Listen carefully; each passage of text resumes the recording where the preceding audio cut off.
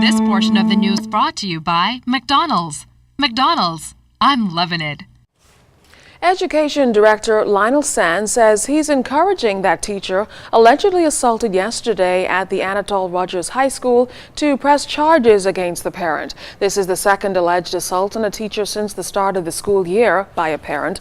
Mr. Sands told ZNS News the teacher who was allegedly shoved by that parent has the support of the Ministry of Education. Meantime, Mr. Sands says there's no link between an earlier conflict between the Bahamas Union of Teachers and Anatole Rogers' principal, but the incident was spurred by the parents' disagreement with a decision made by the Ministry of Education to transfer the mentally challenged student or a mentally challenged student to a school which could meet the child's learning needs.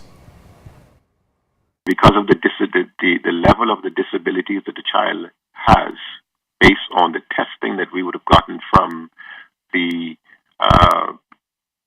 Special Service Division, the child needs to be redirected to another school that is capable of dealing with children with the type of disabilities that that particular child has. We understand that the parent does not want the child to be sent to the other school. Now, we're told the teacher is upset but okay. Yesterday, police told us the parent was arrested, then released, claiming that she was attacked by the teacher. Now, the investigation is ongoing. The prosecution closed its case today against the woman accused of conspiring with two men to kill her husband, banker Stephen Sherman. But before that happened, jurors heard from the only eyewitness in the case and a pathologist who determined what caused the banker's death. Our foreign inquiry is following the case. The niece of murdered banker Stephen Sherman, COB student Tanaj Hunt, told jurors that she was with her uncle on that fateful night on February 17th of last year when he was gunned down. She recalled that the banker picked her up around 7 p.m. to take her to his Yamacore Shores home, as she had made previous plans to fix her aunt Renee's hair. However, Hunt testified that seconds after she and her uncle pulled up to his Yamacore Shores house, a man ran up, took them to the side of the yard, and made them kneel down on the ground and empty their pockets. She told the court that she was forced to turn around. However, Hunt said she kept looking around, trying to get a glimpse of their assailant's face. And that's when she said she saw the man shoot her uncle in the head.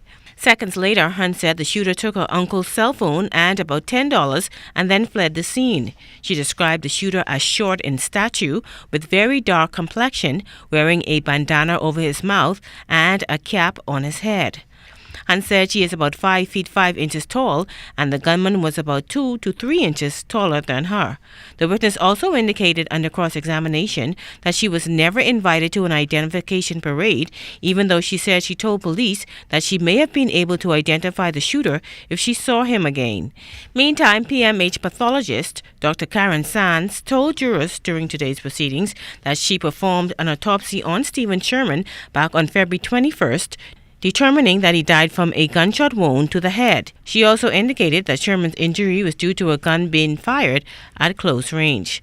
Police Sergeant Basil Evans also testified yesterday that Chenaldo Farrington allegedly told him during a police interview that he got a call from Jermaine Russell, also known as Timer, who informed him that he got a call from a woman who wanted her husband dead because he beat her. The officer said Farrington allegedly told him that her husband had a big insurance and they would be paid well if they did the job. Now, prosecutors also closed their case today without calling a number of witnesses. Jurors were then excused to allow Attorney Muriel D. Steele to make legal submissions. Justice Roy Jones is expected to rule on those submissions Thursday morning. Fern Carey, ZNS Network News.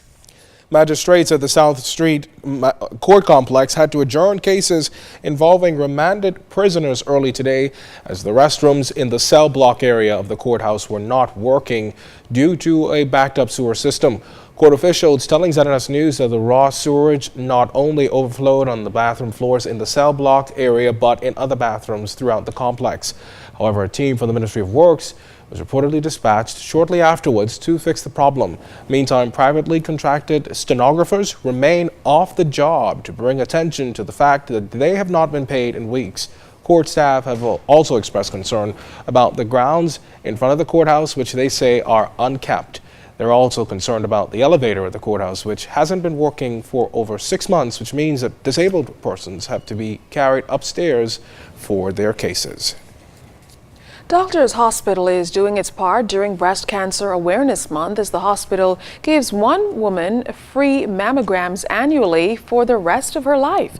Doctors Hospital Marketing Director Jessica Robertson also told us that the hospital will be featuring the topic supporting women living with breast cancer during its distinguished lecture series to be held the third Thursday of this month. So if you've never had a mammogram before, you've never had a mammogram here at Doctors Hospital, October is a great time to do it because it's going to cost half the amount that it normally would. But what we do that I think is even more exciting is during the month of October, we invite women and men to enter women into a Mammograms for Life promotion that we offer. So every year we get entries, and it's usually a few hundred at least, and every year it grows. But we get a few hundred entries, we select one winner, and that woman gets a free mammogram every year. This month, with it being Breast Cancer Awareness Month, we usually pay tribute to that awareness, but we're also aware that there's a lot of information about breast cancer being given out with stories like the ones that you're doing and other vehicles. So we wanted to think of something a little different. And so this month, what we're doing on the third Thursday of the month is we have Andrea Sweeting, who's the president of the Sister Breast Cancer support group, is going to be coming in, and the topic she's going to be speaking to is what to say, how to help when someone you love is diagnosed with cancer. Well, still to come tonight, we've got more from the Miami Heat warm-up. And why Exuma is the place to be this weekend. You're watching the Bahamas Tonight. This portion of the news was brought to you by McDonald's. McDonald's, I'm loving it.